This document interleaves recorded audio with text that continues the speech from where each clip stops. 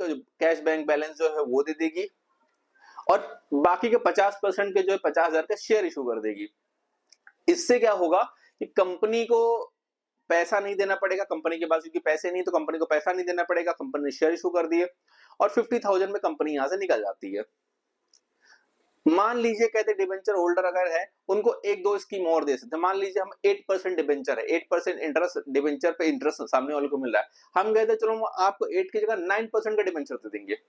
आप 9% डिबेंचर में मान जाइए, आपको इंटरेस्ट रेट जो कम मिला था वो मान जाइए, कुछ शेयर ले लीजिए, कुछ कैश बैंक ले लीजिए और कुछ इन्वेस्टमेंट ले लीजिए। इसी तरह हम हर एक लायबिलिटी को कम करते जाएंगे, 30%, 20%, 50%, इस तरह से हम कम करते जाएंगे। अब मान लीजिए हमारे पास शेयर होल्डर्स हैं।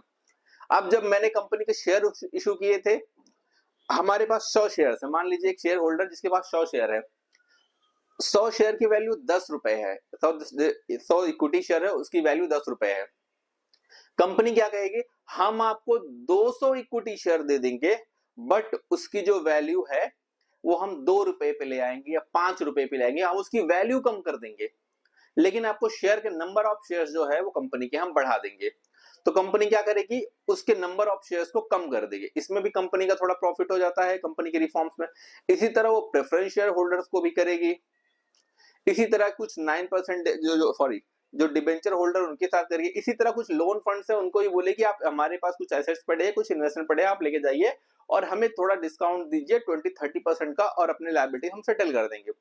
तो ये होता है कैपिटल रिकंस्ट्रक्शन का सबसे मेन चीज, कैपिटल को रिकंस्ट्रक्ट करना, कैपिटल जो कंपनी के पास उसे रिकंस्ट्रक्शन करना और कंपनी की जो सिचुएशन को हैंडल करके एक कंपनी का वापस से कंपनी को रिवाइव करना होता है, इसको कहते हैं कैपिटल रिकंस्ट्रक्शन।